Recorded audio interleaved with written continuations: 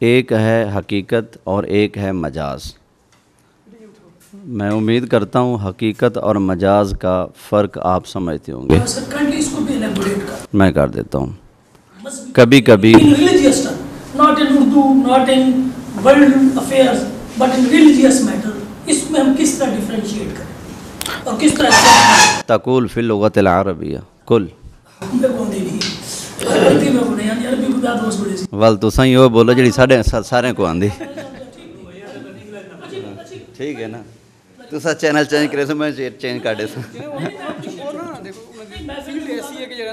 نہیں ناراض نہیں ہونا، یہ صرف خوش طبی کے لیے، میں سمجھ گیا ہوں۔ ہاں جزاک اللہ، اللہ خوش رکھے۔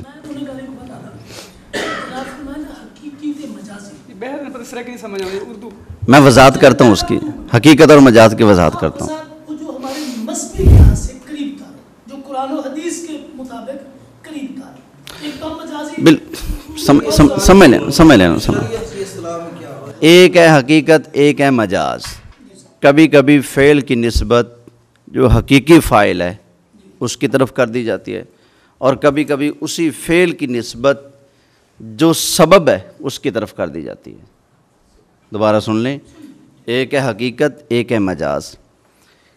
کبھی کبھی کسی فعل کی نسبت جو اس کا فاعل ہے، کام کرنے والا ہے، اس کی طرف کرتے ہیں، اور کبھی سبب کی طرف کرتے ہیں۔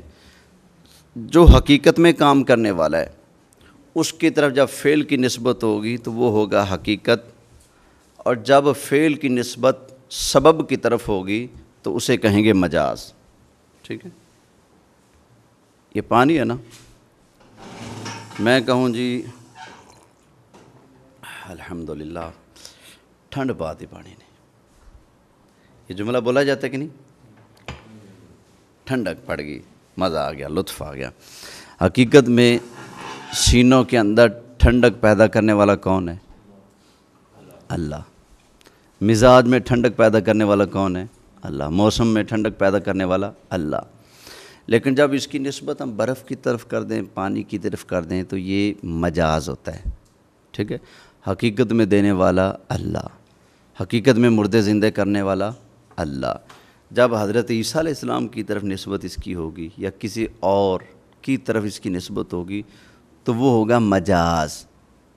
حقیقی فاعل اللہ، کبھی کبھی اللہ کی طرف نسبت ہوتی ہے اس فعل کی، کبھی مخلوق کی طرف ہوتی ہے۔ مخلوق کی طرف جب نسبت ہوگی تو وہ مجاز ہوگا، اور اللہ کی طرف جب اس فعل کی نسبت ہوگی تو وہ حقیقت ہوگی۔ سمجھ آ گئی نا؟ اللہ مردے زندہ کرتا ہے، یہ حقیقت ہے۔ حضرت عیسیٰ علیہ السلام نے مردے زندہ کیے، وہ مجاز ہے۔ کیوں؟ اس لیے کہ وہ انہوں نے اللہ کے حکم سے زندہ کیے، خود سے زندہ نہیں کیے، اس لیے وہ ان کے لیے مجاز کی حیثیت رکھتا ہے، حقیقت کی حیثیت نہیں رکھتا۔ یہ حقیقت اور مجاز کا فرق ہے۔ اب آئیے لفظ غوث کی طرف آ جائیں۔ غوث کا معنی ہے فریاد سننے والا۔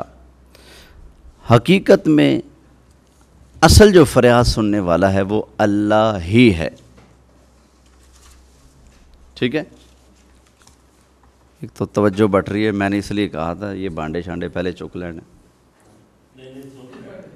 اچھا جی، تو لفظ غوث کی نسبت اللہ کی طرف کر دی جائے تو یہ حقیقت ہوگا، اگر اللہ کی مخلوق کی طرف کر دی جائے تو یہ کیا ہوگا؟ مجاز ہوگا۔ فریاد سننے والا، بعض فریادیں میں بھی سنتا ہوں، بعض فریادیں آپ بھی سنتے ہیں، تو میری اور آپ کی طرف یہ فعل کر دیا جاتا ہے، یار میری فریاد تو سن لے، اور میری بات تو سن لے، میری عرض تو سنو، میری بات تو سنو، کہہ دیتے ہیں ہم۔ تو کیا مطلب ہوتا ہے بھئی؟ جو کچھ میں کہنا چاہتا ہوں وہ آپ سنیں تو صحیح۔ تو یہ فریاد سننے کی نسبت میری اور آپ کی طرف بھی ہوتی ہے، اللہ کی طرف بھی۔ اللہ کی طرف ہو تو یہ حقیقت ہے، مخلوق کی طرف ہو تو یہ مجاز ہے۔ غوث پاک کی طرف، عبد القادر جیلانی کی طرف جب اس لفظ کی نسبت کی جاتی ہے تو وہ حقیقت نہیں ہوتا، وہ مجاز ہوتا ہے۔ سمجھ آ گئی نا؟ مجاز، مجازن ہم کہتے ہیں، حقیقتاً نہیں۔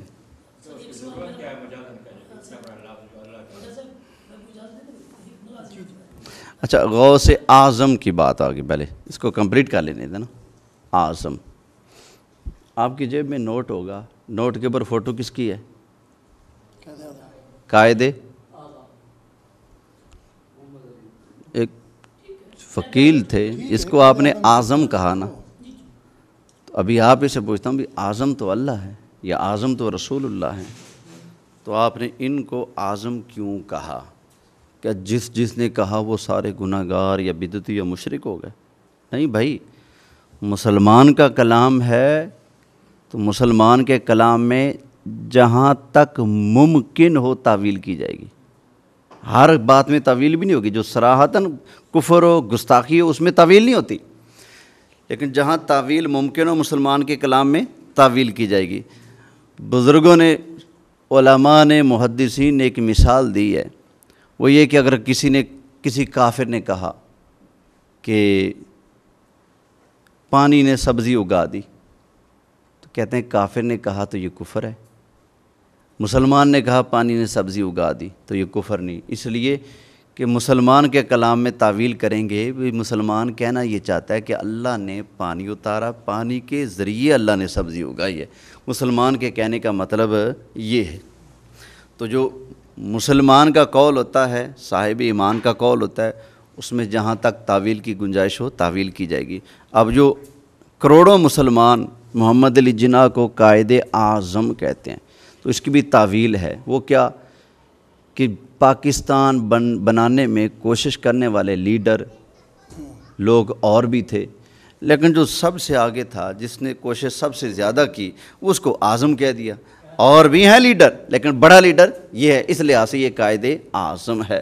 حضرت ابو بکر صدیق رضی اللہ تعالی عنہ صدیق ہیں، کیا صحابہ صدیق نہیں تھے؟ وہ بھی تو صدیق ہے نا، لیکن آپ کو کہا جاتا ہے صدیق اکبر، کیوں؟ صدیق تو ہیں لیکن جس درجے کے آپ صدیق ہیں اس درجے کا کوئی اور نہیں، باقی بھی ہیں صدیق۔ حضرت عمر کو کہا جاتا ہے فاروق اعظم، کیا باقی صحابہ فاروق نہیں تھے؟ تو انہی کو اعظم کیوں کہا جاتا ہے؟ بھئی باقیوں کے اندر یہ صفت ہے، لیکن جس درجے میں آپ کے اندر یہ صفت پائی جاتی تھی اس حساب سے کسی اور کے اندر نہیں پائی جاتی تھی۔ تو اعلیٰ حضرت بھی بولا جاتا ہے۔ اعلیٰ حضرت کا مطلب کیا یہ ہوتا ہے کہ نبی پاک علیہ السلام سے لے کر قیامت تک آنے والے جتنے ان سب سے بڑے اعلیٰ حضرت نہ، مطلب یہ ہوتا ہے کہ آپ کے زمانے میں علماء بھی تھے لیکن بڑے آپ تھے تو آپ کو کہہ دیجیے اعلیٰ حضرت۔ اسی طرح امام اعظم کو کہا جاتا ہے، امام اعظم ابو حنیفہ کو امام اعظم کہتے ہیں۔ اس کا مطلب یہ ہوتا ہے کہ آپ کے زمانے میں جو علماء تھے، فقہاء تھے، ان میں اللہ نے آپ کو برتری عطا فرمائی، آپ بڑے عالم تھے، تو آپ اپنے زمانے کے علماء میں بڑے تھے تو آپ کو اعظم کہہ دیا گیا۔ اسی طرح عبد القادر جیلانی اپنے دور کے علماء میں، اولیاء میں ممتاز حیثیت رکھتے تھے، اس وجہ سے آپ کو اعظم کے لفظ سے یاد کیا جاتا ہے۔ یہ مطلب نہیں کہ نبی پیچھے رہ گئے، صحابہ پیچھے رہ گئے تو آپ سب سے آگے نکل گئے، نہ، یہ مطلب نہیں ہے۔ مطلب کہ ہم عصروں میں اعظم پہ کسی کو اس کو اعتراض نہیں ہے، اعظم کسی کے ساتھ بھی وہ حیات ہے یا اللہ کو پیارا ہو گیا لگایا جا سکتا ہے، وہ اپنے زمانے کی اس کی امتیازی خصوصیت ہے۔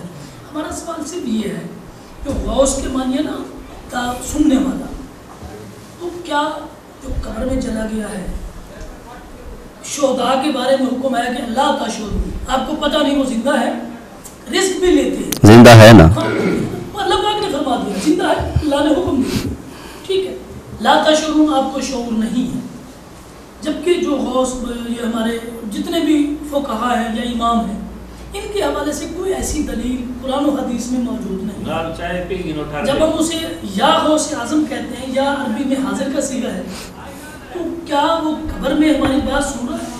وہ تو سننے والی صرف ایک ذات ہے اللہ کی، اس کو ہم مجاز میں کیسے تصور کر سکتے ہیں؟ تو ہماری بلیومنٹ کیا ہو، پر توحید کا ہمارا کیا عالم ہے؟ سوال یہ ہے کہ قبر میں جانے کے بعد وہ کیسے سنتے ہیں، یہی سوال ہے نا، خلاصہ یہی فریاد رس وہی ہوگا نا، قبر میں جا کر کیسے سنے گا؟ بس آپ کی بات سنتا ہے تو فریاد رس ہے بس۔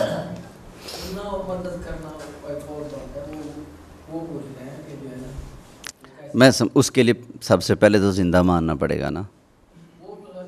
پہلا سوال تو یہ ہے کہ عبد القادر جیلانی رضی اللہ تعالی رحمۃ اللہ تعالیٰ علیہ رضی اللہ تعالیٰ عنہ، آپ یا دیگر اولیاء اللہ یا جو مومن مسلمان ہوتے ہیں وہ قبروں میں جا کر زندہ ہوتے ہیں، یعنی اس میں پہلے یہ کلیئر کرنا ضروری ہے، ٹھیک ہے؟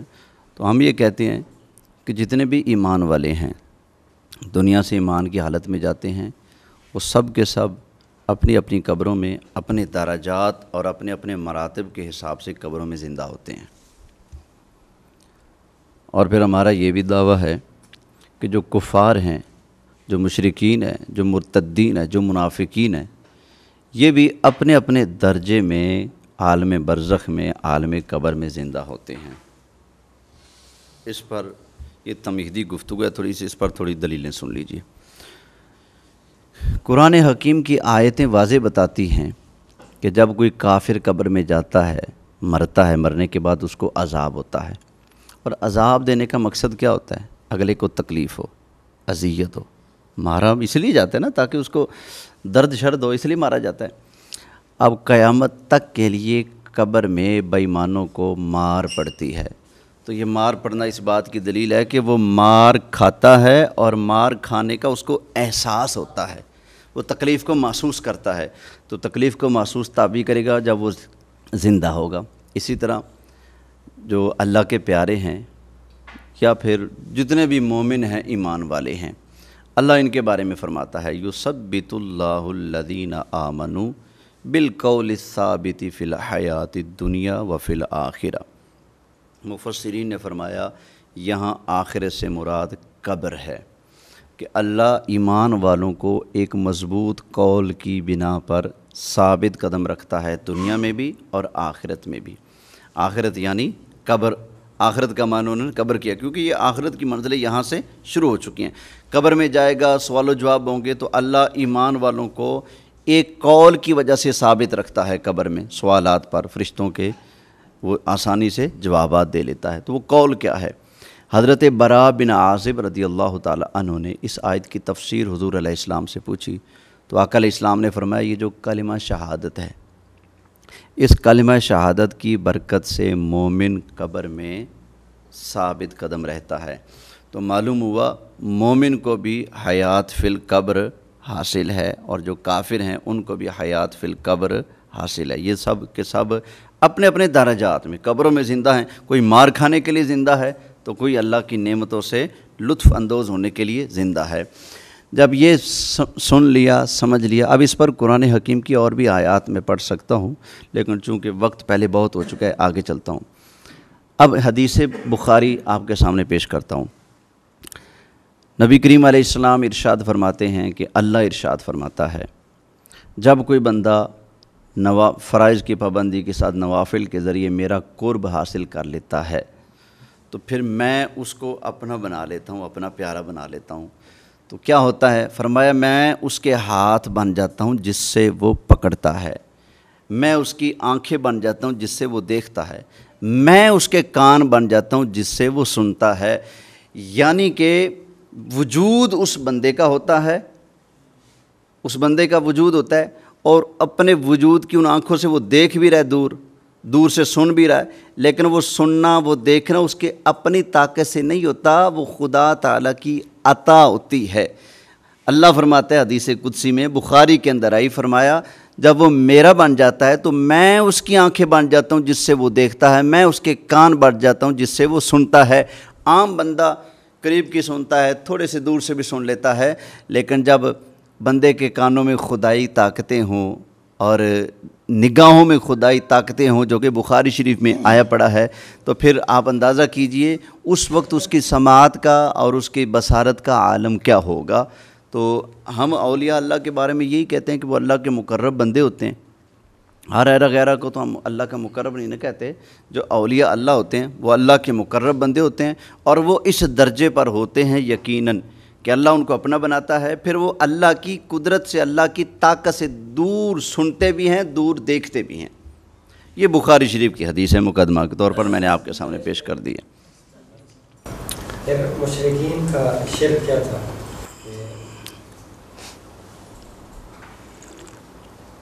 بات کیجئے پوری۔ جی میرا سوال یہ ہے کہ مشرکین کا آخر شرک کیا تھا؟ یہ بلال صاحب نے بات کی ہے، وہ اگر اسی کی میں وضاحت کروں۔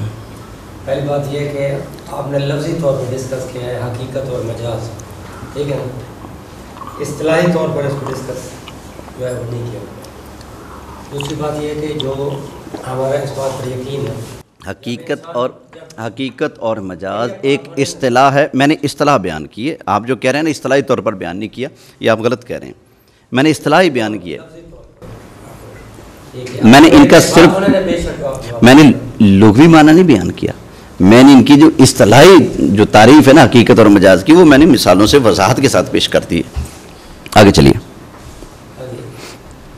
ہر مسلمان کا اس بات پر ایمان ہے کہ موت زندگی کا اختتام نہیں, بلکہ یہ برزخی حیات شروع ہو جاتی ہے, اخروی حیات, اس بات پہ اتفاق ہے. لیکن جہاں تک بات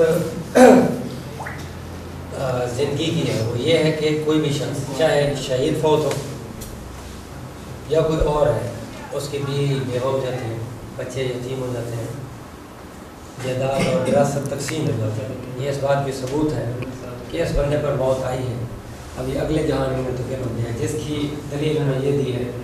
یہ قرآن کہتا ہے کہ تمہیں شہید زندہ ہے لیکن تمہیں ان کی حیات کا شعور نہیں. اس کا مطلب یہ ہے کہ وہ یہ دنیاوی زندگی نہیں ہے کہ وہ زندہ ہے کہ اس کی بیوی اس میں بیٹھی رہے. اس بات کا یہ حتمی ثبوت ہے کہ جب بندہ فوت ہوتا ہے تو اس کا مطلب ہے اس کی زندگی کوئی اور زندگی ہے. اگر یہی زندگی ہوتی ہے, آپ ایک ایسی چیز کا رد کر رہے ہیں جو ہمارا قدہ ہی نہیں. ہم نہیں کہتے کہ دنیاوی زندگی ہے. دنیاوی زندگی اسی سے کیا ہے کیونکہ وہ زندہ ہے تو وہ دیتے ہیں, تو ہم یہ کہتے ہیں کہ ایک بندہ زندہ ہے, عالم برزخ میں زندہ ہیں. نہیں لیکن آپ نے اسی سے دلیل لی ہے کہ جب وہ زندہ ہے. ایک نا پاکستانی قوم بخاری شریف کی ایک اور حدیث سن لیں. نہیں سر ابھی میری بات میں اسی بات کی تائید میں پیش کر رہا ہوں نا. پھر بخاری شریف میں تو اس کا مطلب یہ ہوا کہ آپ نے استدلال یہیں سے کیا کیونکہ وہ زندہ ہے, اس وجہ سے ان کو پاور تو اختیارات حاصل ہو گئے ہیں, لہٰذا ان کو پکارا جا سکتا ہے.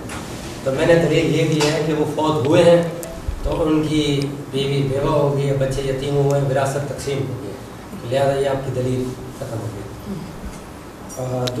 یعنی کہ میری دلیل ختم تو ثابت کیا ہوگا کہ وہ مردہ ہیں. برزخی حیات ہے, برزخی حیات ہے نا, وہی تو میں کہہ رہا ہوں نا. جہان چینج ہے. برزخ کا معنی ہی پردہ ہے. اس دنیا کی زندگی میں اور ان کی اس زندگی میں بیچ میں پردہ ہے. وہ زندگی اور ہے, یہ زندگی اور ہے. اس لیے تو بعد میں بیویاں پھر مدد کیسے کرتے ہیں, دنیاوی لحاظ سے ہماری مدد کیسے کرتے ہیں جب وہ اگلی دنیا میں چلے گئے ہیں, اب اگلا حساب کتاب شروع ہو گیا ہے. پہلے سننے کی بات تو کریں, سننے کی بات تو پہلے کر لینا, مدد کی بات بعد میں کیجیے گا, پہلے سننے کی بات. بخاری شریف کے اندر حدیث موجود ہے, نبی پاک علیہ الصلوۃ والسلام کا فرمان ہے کہ قبر والا جوتیوں کی آہٹ بھی سنتا ہے. اس کو اسپیسیفک بتایا نا, پوری حدیث بتایا کس وقت سنتا ہے, وہ بھی ہے ہاں بتائیے نا, بتائیے نا. میں عالم نہیں ہوں, مجھے اتنا پتا ہے کہ یہ جو الفاظ موجود ہے اس کا قبر والا جوتیوں کی آہٹ سنتا ہے, حدیث میں ہے کہ نہیں؟ آگے کیا ہے وہ پیش کیجئے نا, کیا ہے؟ اس وقت سنتا ہے جس وقت اس کو دفن کر کے اس کے گھر والے. اچھا بس ایک منٹ. کیا بخاری شریف کی حدیث میں یہ ہے کہ وہ صرف اس وقت سنتا ہے؟ حدیث میں یہ ہے؟ پھر یہ آپ کی بات حدیث میں نہیں جو آپ کر رہے ہیں. لیکن کنٹیکسٹ یہ بتاتا ہے کہ اس وقت ابھی تو آپ کہہ رہے تھے قیاس نہیں چلے گا, خود قیاس کر رہے ہیں. میری بات سنیں, میری بات ہو جائے گی. جوتوں کی آہٹ سنتا ہے کہ نہیں؟ کیا اس میں, کیا بخاری کی اس حدیث میں ہے کہ دوبارہ کبھی آئے گا تو وہ نہیں سنے گا؟ ہم نہ اس میں اضافہ کر سکتے ہیں نہ کمی کر سکتے ہیں. جو کچھ میرا نبی کسی لے لو اور جس چیز سے منع کرے اس سے رک جاؤ. جو نبی صلی اللہ علیہ وسلم نے حدیث مبارکہ میں بتا دیا ہے. کفار کے لاشیں پڑے ہوئے تھے, کفار مرے پڑے تھے. حضرت صالح علیہ السلام ان لاشوں کے پاس سے گزرے تو آپ نے فرمایا فَكَيْفَ آسَى عَلَىٰ قَوْمٍ كَافِرِينَ، میں اس قوم پر کیسے افسوس کروں جو تھے ہی کافر. میں تو تمہیں سمجھاتا رہا، تم نے میری بات نہ مانی، میں نے تم تک پیغام پہنچا دیا. سارے مفسرین لکھ گئے کہ وہ سن رہے تھے لیکن جواب نہیں دے رہے تھے. نبی کریم علیہ الصلوۃ والسلام نے شہدائے احد کے بارے میں کیا فرمایا؟ فرمایا لوگ جب بھی آ کر ان کو سلام کریں گے یہ ان کے سلام کو سنیں گے. بخاری کی حدیث میں یہ نہیں کہ جب دفنا کر جاتے ہو صرف اس وقت سنتا ہے. یہ صرف والا یہ جو ٹانکا ہے یہ آپ لگا رہے ہیں، حدیث میں ایسا نہیں. حدیث سے اتنا ثابت ہو گیا کہ اللہ تعالیٰ قبر والوں کو بار والوں کے احوال سنا دیتا ہے. لا تشعروا، ٹھیک ہے، ہم آپ کی بات یہ حضرت صاحب کہاں ہے؟ ہمیں کیا پتا، ہمارے لیے تو لا تشعروا نہیں شعور ہی نہیں ہے. حضرت صاحب یہ حدیث کہاں ہے؟ جس نے ایک بار سنا ہے وہ بار بار بھی سنا سکتا ہے. نہیں سنا سکتا. بار بار میں آپ سے ایک منٹ میں آپ سے دلیل مانگ رہا ہوں. ایک منٹ ٹک آپ لگا رہے ہیں. میں نے دلیل پیش کر دی ہے کہ قبر والوں کو اللہ سناتا ہے، جوتیوں کی آہٹ بھی سنا دیتا ہے. میں نے یہ دلیل پیش کر دی نا، قبر والوں کا سماع ثابت ہو گیا. آپ نے جو ٹک لگایا نا کہ اس وقت سنتا ہے بعد میں نہیں سنتا، تو اس پر دلیل میں نے دینی ہے آپ نے دینی ہے؟